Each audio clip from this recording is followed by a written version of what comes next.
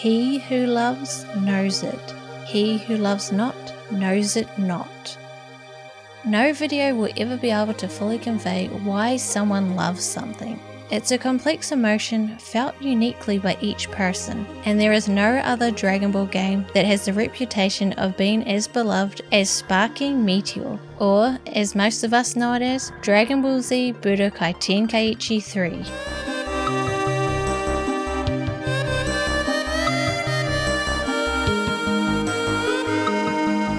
Even when other games in the franchise have surpassed it in sales and review scores, it is still often hailed as the greatest Dragon Ball game of all time. For many, it is more than just a game. It's a cherished memory, a beloved experience that has left an indelible mark on their lives. It is held dear because it represents a time when we felt the purest joy of being immersed in the Dragon Ball universe. The respect and love that went into crafting Sparking Meteor resonates deeply with fans. This game is a testament to the power of passion and nostalgia, proving that a game's true greatness isn't measured by numbers, but by the lasting impact it leaves on its players.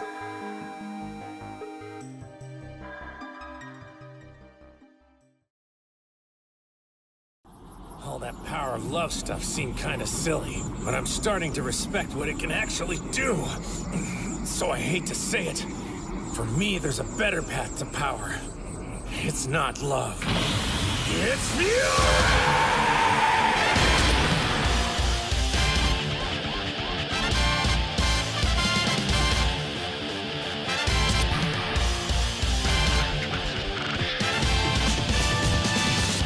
It's no secret that many people consider Sparking Meteor to be the greatest Dragon Ball game ever, and when asked as to why, many people will say it's because of the extensive character roster.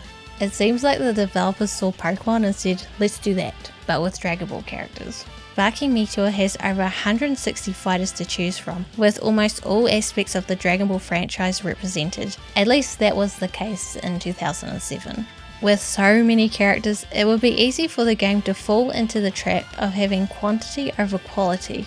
Given that this is the third entry into the series, it gave the developers the opportunity to build upon what had come before, allowing for the refinement of the returning characters without the new fighters suffering, since a lot of the groundwork had already been done. Of course, not all characters are created equal, with some clear winners when it comes to brute strength.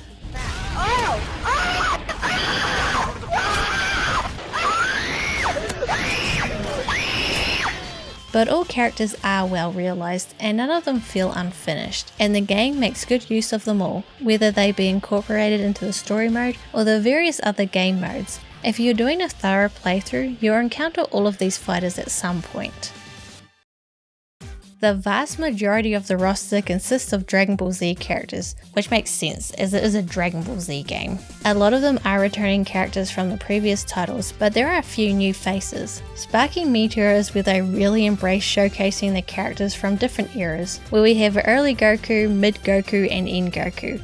They did have this in Sparking Meteor, but not to this extent. And I experienced a bit of a false memory when it came to this aspect, as I thought it was the second game that started having all these different Gokus, but it was actually Vegeta that was split up into multiple characters. But the different incarnations of the same character does make sense, as early Goku makes use of the Kaioken, mid Goku can gather energy for the Spirit Bomb, and end Goku has Meteor Crash as one of his blast attacks. And this is the case for many other characters like this, where they will have different movesets. One thing about the character roster that has always kind of irked me a bit is the character portraits.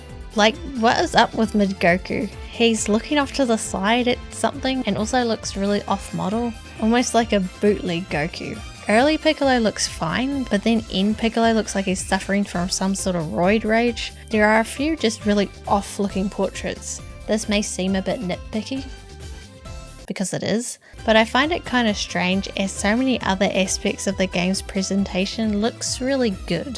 One of my favourite things about this game is not only the vast amount of characters to choose from, but there is also a vast amount of different costumes that is also included. These are purely cosmetic and don't affect the gameplay at all, but I am very much a fashion soul kind of player and I love having different outfits to choose from. And most of these are just here for added fan service, as a lot of them go unused in the story mode. Now I could just go on and on about all these different costumes, but I don't want to bog down the video. But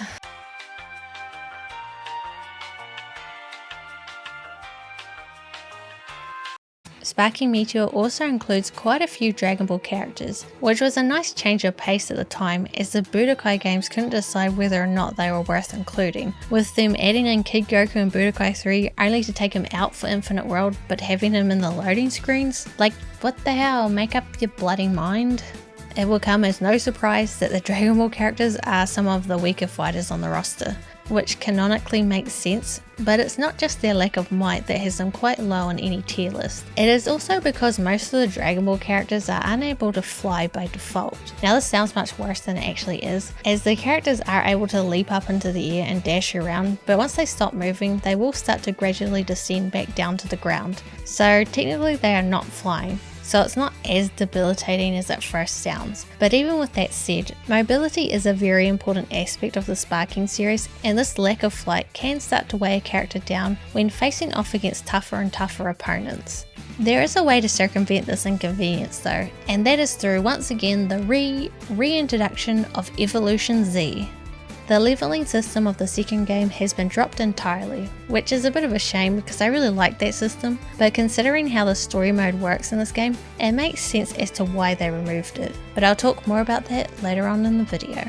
Evolution Z in this game has been altered quite a bit. There is less of a focus on pure stat increase items, instead there is more of an emphasis on how different enhancements can complement each other and suit a certain playstyle. The best part of this system is that you only need one of each Z item, and one item can be equipped to multiple characters at a time. This is such a nice quality of life feature, as in the previous game it could get quite tedious to have to constantly switch around an item between characters if you only had one or two of them. Each Z item has a value assigned to them, and as a general rule, the better the item, the more ability points it takes to equip. All characters have a maximum of 7 ability points, but you will need to invest Z points into a character to reach max. Z points are earned by pretty much doing anything in the game, so you won't struggle to find them, but they are also used in the item shop to buy Z items too, so you will need a lot of them. You will also earn actual Z items as you play the various modes as well, and honestly the best ones are earned rather than brought. However, the Flight Z item is one of the ones you can actually buy. When you equip this item to a Dragon Ball character, it will grant them the ability to fly. I hollered at the top of my voice, in the name of Jesus, you get back up there where you belong. Boy, up it went. Which is good, but it does take up one of the slots. And this is one less slot for other items just to get up to the same amount of mobility that the rest of the cast has by default. But just because a character is underpowered doesn't mean that they aren't worth including, as the way I see it, Sparking Meteor is a Dragon Ball game that happens to be a fighting game, rather than a fighting game that happens to have Dragon Ball characters. Personally, Kid Goku is my favourite Goku to play as. He's got some really snappy and quick combos with his power pole. He also has a really cute animation where he tries to use his tail as a propeller to stay in the air. Even though I just ranted a bit about how all the Dragon Ball characters are underpowered, there is one outlier, and that is Arale. And before anyone says that Arale is a Dr. Slump character, not a Dragon Ball character, she was in the Dragon Ball anime and manga. Don't you remember that time that Goku got injured and General Blue tracked him down to Penguin Village? And then there is this really uncomfortable scene in the anime where it looks like General Blue falls in love with his boy, but then he says that he reminds him of his little brother. But it turns out that in the Japanese version, it's heavily implied that General Blue is a PDF file, if you get what I mean. I know it sounds like I'm making this up, but I swear this actually happens in the anime. I don't know what Toei Animation was thinking when they added this in. It was the 80s. This is not in the manga, this is just in the anime. Anyway, my point is that Arale is a Dragon Ball character and is the strongest Dragon Ball character in the game. She can break through characters' super armor, she recovers health, has all the benefits of being an android, and is quite fast. While Dragon Ball characters may have their limitations, they bring a unique charm and playstyle to the game. The flexibility of the Evolution Z system ensures every character has the potential to shine. As a side note, I'd just like to mention that in all of the Sparking games, the Z items are clearly portrayed as Potara earrings, so I like to imagine that each character is wearing like 7 earrings during a fight. Another aspect of the franchise that gets a pretty decent representation in this game are the characters from the Dragon Ball Z films. However, there is a bit of a downside to these characters, as many of them are classified as either large or giants. Large characters aren't too different from regular ones, apart from being slightly bigger and having super armor. Super armor can be annoying to face because it prevents the character with it from being flinched by regular rush attacks. This can be overcome by using charge attacks, and there are some characters and transformations like Super Saiyan 4 that can bypass super armor. Then there are giant characters, who are my least favourite to play as and to fight against. They are slow and can't be flinched by regular attacks, so most of the time the best tactic is to spam super attacks at them. Because this game includes characters from the Bardock film, The Tree of Might, and a lot of other Saiyans from the series, there are a lot of great apes. They all play relatively the same, and if there's any aspect of this game that feels like a copy-paste job, it's definitely the great apes. Raditz mullet almost makes up for it though. Not all of the film characters are a bust. Janemba, for example, is a fun character even though his first form is a giant. One of the more interesting film characters is Tapion. He's a mix between Sword Trunks and Link from Ocarina of Time.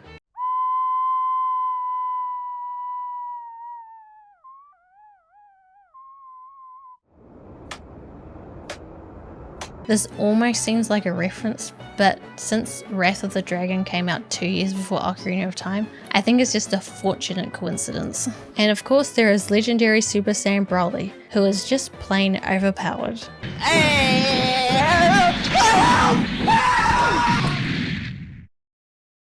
Finally, we cannot forget the Dragon Ball GT characters, the worst Dragon Ball anime with the best transformations. And the various transformations are a big part of what makes this game tick. I previously mentioned the inclusion of characters from different eras of the franchise, like early Goku and mid Goku, etc.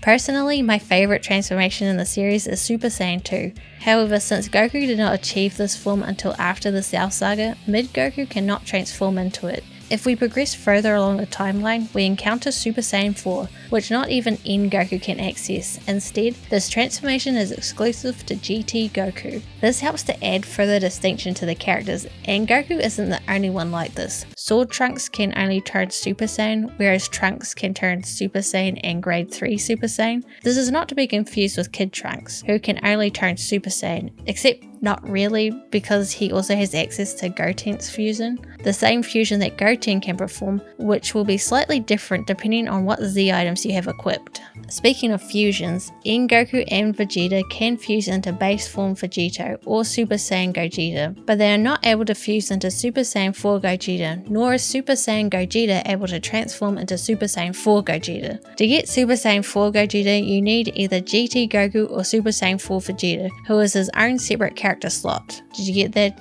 Did you need clarification? I've always found it strange that there is no base GT Vegeta. There is a kind of GT Vegeta. This is actually Baby, who has taken over Vegeta's body. I feel like they should have had a base form GT Vegeta. They pretty much already have the character model done, and it would make the GT roster feel more complete. They could even have an alternate costume with him having a moustache. That would have been awesome. And yes, I do understand how stupid it sounds to be complaining about a roster feeling incomplete when the character roster has over 160 characters on it already. Okay? I do understand how unreasonable this request is. Anyway, Super Saiyan 4 Vegeta can also fuse into Super Saiyan 4 Gogeta, one of the most powerful characters in the game. So even though the GT roster size is relatively small in comparison, it has a significant impact on the gameplay. One aspect of this game that is displayed throughout the entirety of the character roster is showcasing all the little details from the Dragon Ball franchise. Some of the best examples of these are all of the unique animations from some truly awesome attacks. I especially love the attacks that include multiple characters, and there are even a couple that include characters that aren't even on the roster. Spopovich is accompanied by Yamu during his ultimate.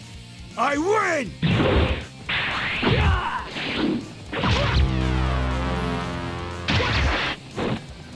King Piccolo has his sun drum beat your ass.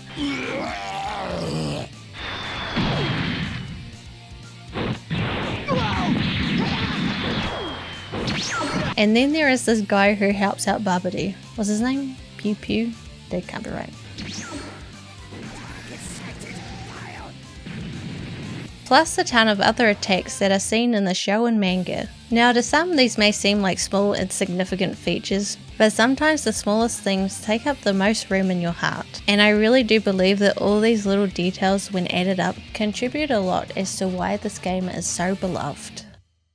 When comparing all three of the Sparking games, I found that 2 and 3 are the most similar to each other. The first game is like a cousin, whereas 2 and 3 are more like siblings, both in the way they look and in the way they play. If you played a lot of Sparking Neo, those skills will transition quite smoothly over to Sparking Meteor. Even though a lot of the characters are returning, there have been some changes to their movesets and certain mechanics. Combos are performed the same way as in the second game, with you chaining together rush and strike attacks, but the attacks and when they are performed within combos have been altered for most of the roster. For instance, the rolling hammer has been added to some of the characters' standard combo set rather than being a separate attack. The combo system has been expanded, adding more strings and combos than its predecessor. Nearly every hit in the rush sequence has its own unique striking string, offering a range of possibilities for chaining attacks. These include not only standard hits, but also when tripping and knocking opponents upward, providing multiple ways to juggle and control them. The combat system has also expanded on how you can counter your opponent. This means that even if an opponent anticipates your move, you have the option to switch things up and keep the pressure on.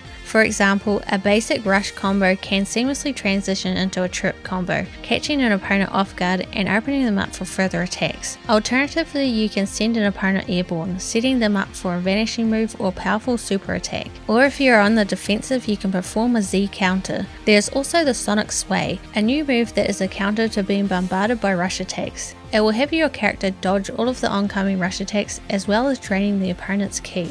The variety in combo options allows you to tailor your approach to each battle, experimenting with different sequences to find what works best against specific opponents. I really enjoyed this system as it helped to make each fight feel fresh and engaging. It isn't just about memorizing a few moves, it's about mastering the flow of combat and adapting on the fly. One obvious change that you'll observe no matter what character you choose to play as is the charge meter has been removed. So you'd think that the mechanic that this meter is tied to would also be removed. Well, you'll be wrong, as the charge mechanic is still fully present, but you now have to guess how much charge you have. I like to compare it to how taxes work. In the second game, it is very much how taxes work in New Zealand. The government knows how much you owe and just tells you and you pay it. The third game is like paying taxes in America, where the government knows how much you owe but won't tell you, so you have to guess, but if you guess wrong, you'll be punished for it. Although if you guess wrong on your character's charge time, it is not that big of a punishment, as it just means that your attack won't be exactly what you thought it would be, which most of the time just comes down to not pushing your opponent away as much as you thought.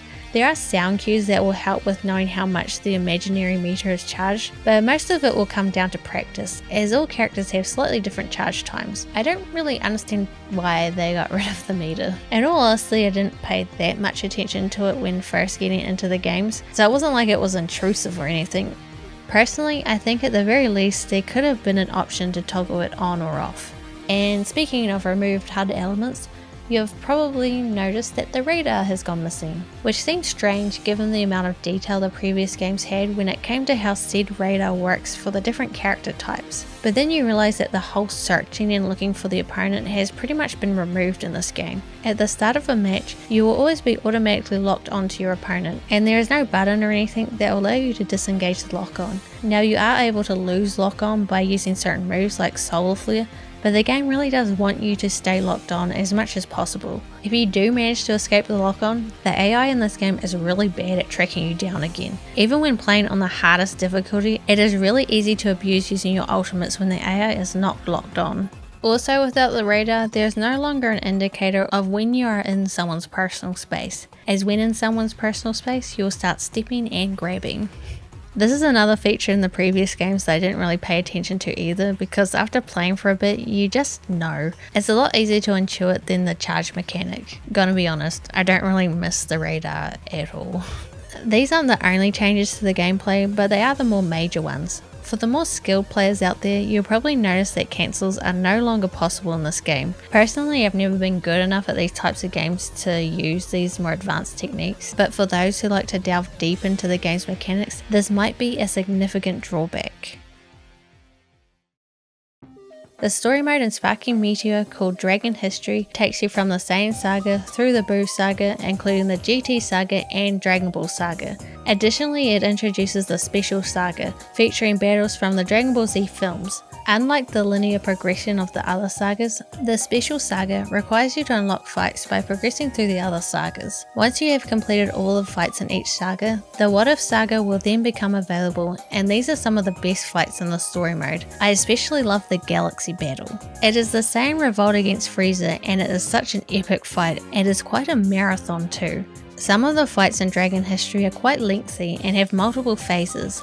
Instead of accessing different fights from the menu, you switch between characters during a single battle, creating a more seamless and dynamic experience. This approach is perhaps the closest any Dragon Ball Z game has come to representing the iconic fights as they played out in the anime. A great example of this is in the Frieza saga, where you'll initially control Frieza in his first form as he battles the Z fighters and Vegeta before Goku arrives on Namek. As the fight progresses, prompts appear on the screen, allowing you to transition to the next phase where Frieza transforms into a second form. This process continues until the final phase where Frieza in his final form eliminates Vegeta. Most of the fights in the story mode have a similar structure, and there are often short cutscenes that play in between these phases in order to elaborate on the story, as well as add a bit of cinematic flair to the battles. Characters often exchange dialogue while fighting. These conversations help to provide more context on the events as well as convey the characters' emotions, which the story mode sorely needs, as Dragon History has a lot of gaps in its storytelling. Unlike the second game, Sparking Meteor isn't as thorough in portraying the events from the source material. While the battles included are longer and more detailed, there are fewer of them, leading to substantial gaps in the narrative. If you're not already familiar with the story, you might find it challenging to follow along. This issue extends beyond just smaller story beats between big fights, as some of the significant battles are also missing. Take the Buu saga for instance. The saga features the showdown between Majin Vegeta and Fat Buu, leading up to Vegeta's sacrifice. However, it completely skips over Fat Buu's transformation into Super Buu and his subsequent fights with Gotenks and Ultimate Gohan. The next battle after Vegeta's sacrifice has Super Buu already having absorbed both Gotenks and Gohan. There is some narration before each fight to help explain what's going on, but it falls into the trap of telling rather than showing. Also, a lot of it is just not very well written, like this one before the fight with Raccoon. Goku arrives at planet Namek. He knows the situation and will have to fight quietly. But why? Why does he have to fight quietly?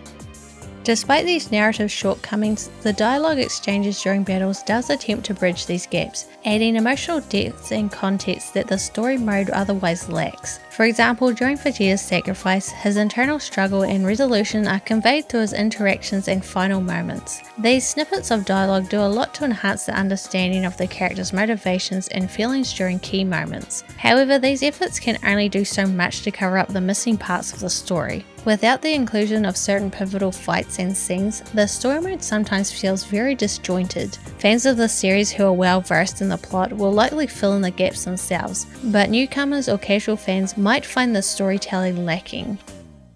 One of the notable issues with the story mode in Sparking Meteor is its lack of player control over the outcome of certain fights, which can be frustrating when it doesn't align with how the game wants the story to unfold. For instance, take the Vegeta vs Android 19 fight. In the manga and anime, this battle was pretty one-sided, with Vegeta dominating the android. Consequently, this fight in the game is heavily skewed in your favour, even on the hardest difficulty. It feels more like going through the motions rather than a genuine challenge. On the flip side, there are fights like Goku vs Broly, where the game forces a specific outcome by making Broly invincible in the first phase. No matter how skilled you are or how well you fight, the game has predetermined that Goku must lose this round to adhere to the script. as a clear example of the game's interactive experience clashing with the source material. The intention is to showcase the story as it appeared in the anime, but as a player you naturally want to win the fight, which can be incredibly frustrating. There are also moments in the story where the game insists on you defeating an opponent with a specific attack, typically a character's ultimate blast. This concept was a mission type in the first game, but here it becomes a prompt that the game wants you to activate. The frustrating part about this is that if you manage to perform the correct attack before the prompt appears, it just plays out as it normally would instead of the game acknowledging it as the win condition. Then, a few moments later, the prompt comes up and suddenly the exact same attack does 9999 damage. I feel like it should be flexible. If you have the skill to do it early, it should count. This issue highlights a broader challenge in story-driven fighting games, balancing accuracy to the source material with the interactive nature of gaming. On one hand, I appreciate the authenticity and accuracy of the story mode, reliving iconic moments from Dragon Ball, but on the other hand, the rigid adherence to the story can sometimes undermine your player agency and take away some of the enjoyment of these fights. Another aspect of this issue is that it can create a disjointed experience. When you're playing a game, to a certain extent, you expect your skills and strategy to determine the outcome of a scenario. But in Meteor story mode, there are some times when the outcome is already decided for you. This predetermined scripting can feel like you're essentially just biding time until you can actually start fighting proper. However, not all fights are like this, as there are a few that do have alternate endings if you defeat an opponent early, or even have a character lose when they weren't supposed to. But because it's not every fight that has this flexibility, you don't know if you should be actually really fighting or biding your time to make it to the next phase of the fight, unless you have already completed the fight or looked up a guide. I mean, it's a nice surprise when it happens, but it is so sporadic that you can never really tell intuitively when it's going to happen.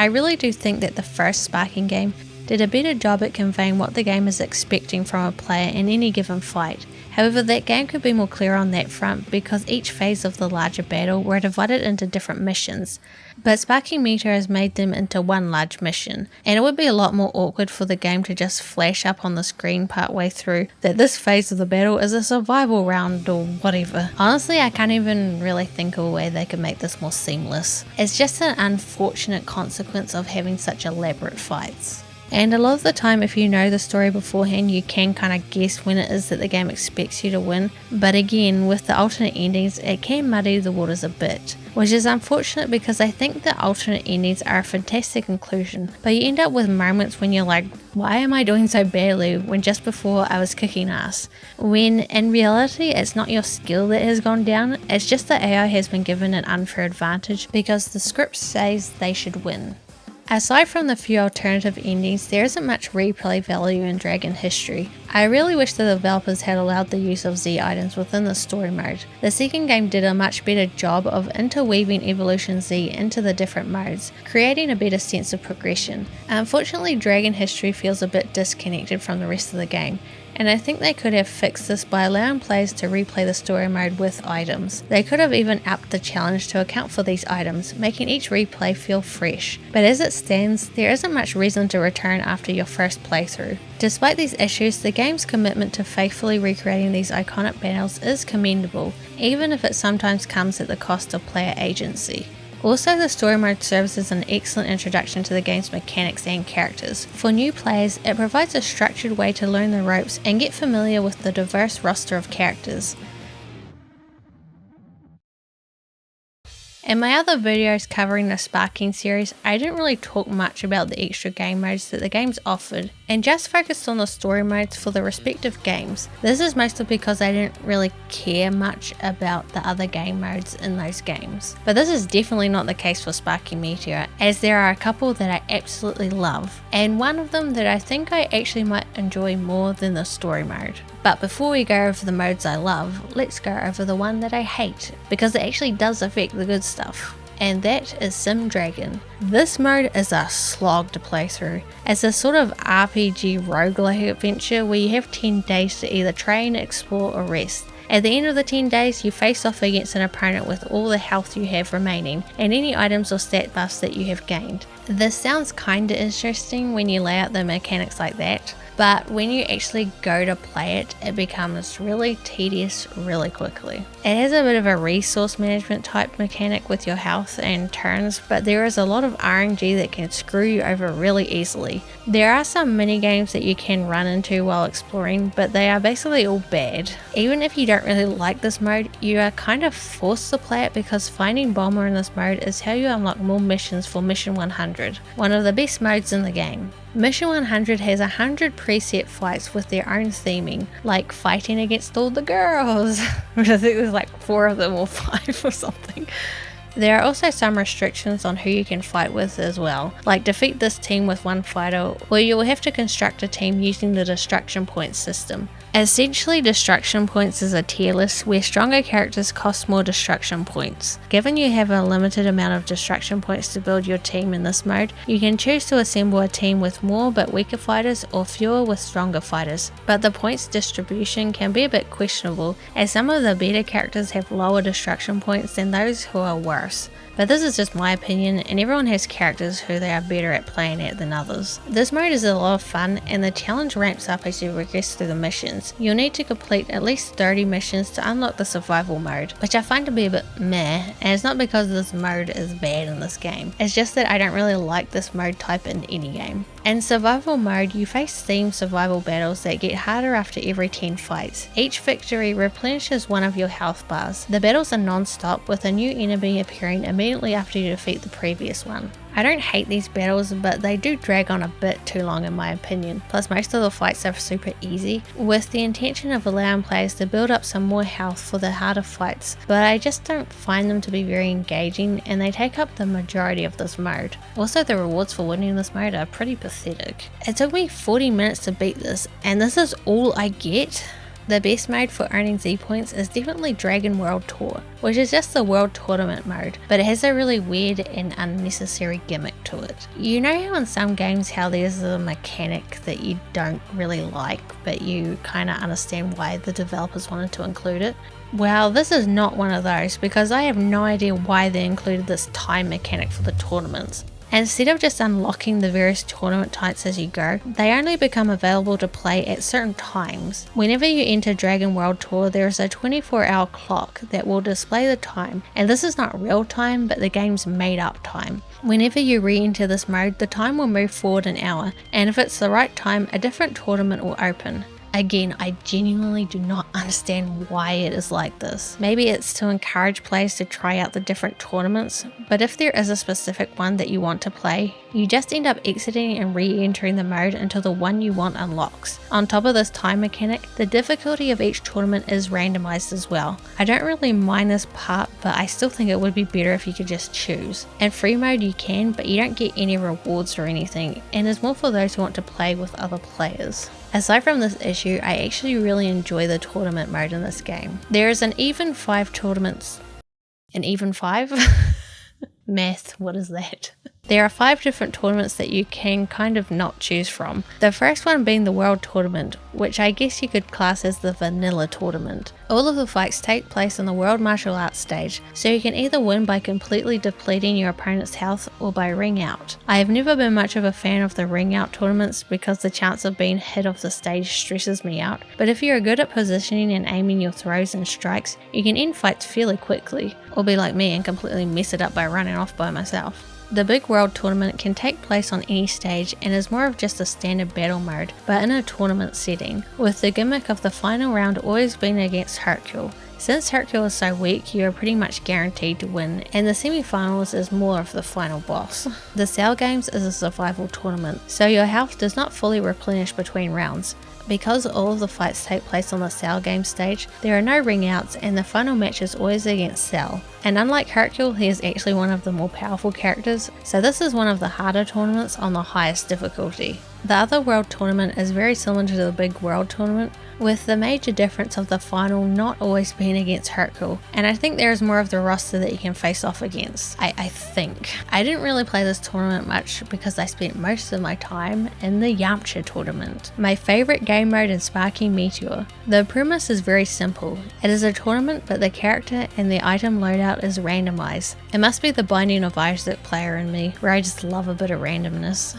The one downside to this tournament is that Yamcha is always the final opponent, but even then it is still a lot of fun. But this is coming from someone who has played through the game multiple times and is already a fan of the series. But how does this game hold up for someone who is playing it for the first time? Thanks so much for having me, Hidden. There's always been quite a reputation around this game, but the question is, does it really hold up to all the praise when nostalgia isn't a factor? Well, since I had never played it before doing so only a week or two before writing this, I can approach the game more objectively as someone without any sentimental or nostalgic ties to it.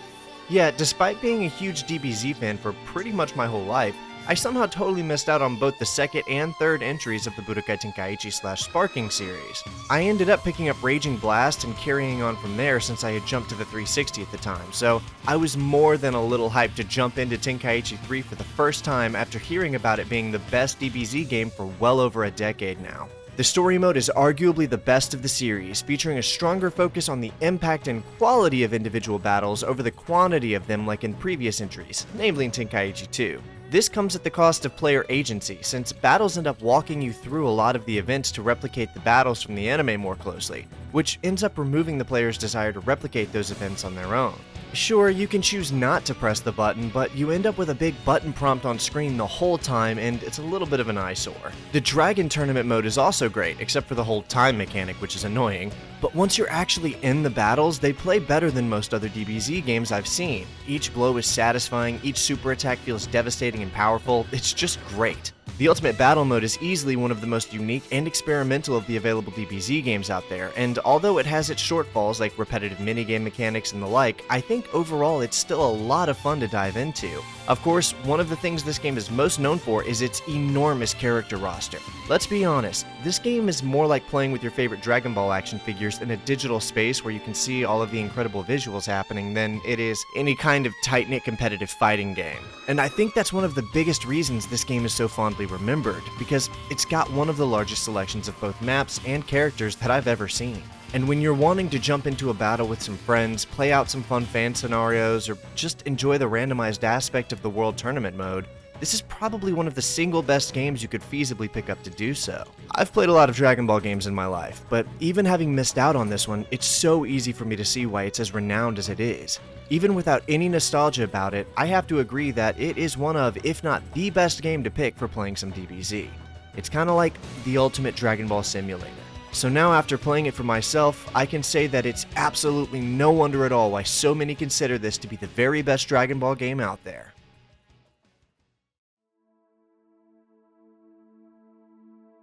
When I play Dragon Ball games, I usually spend most of my time immersed in the story mode, as it's the mode that resonates the most with me. However, Sparking Meteor is an exception. I found myself overwhelmingly drawn to Mission 100 and the tournament mode. It's not that I don't love the story mode, on the contrary, it's probably my favourite in the series. But the core gameplay loop of Meteor's fights is just so incredibly fun. I wanted to fight to earn more Z points and upgrade as many characters as possible. I wanted to experiment with each character, to see all their attacks, and to catch all the little references the developers included. Every battle was a joy, a celebration of everything I love about Dragon Ball. The reason this game is so beloved is because you can feel the passion that was poured into it. The developers' love for Dragon Ball shines through in every aspect, and that love is contagious. The people who made this game love Dragon Ball, and the people who play it can't help but love it too. It's this profound connection that makes Tenkaichi 3 more than just a game. It's a shared experience, a testament to the enduring legacy of Dragon Ball. Every fight, every character,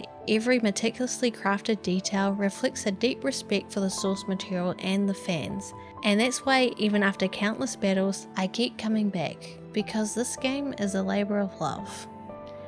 And love is something truly special.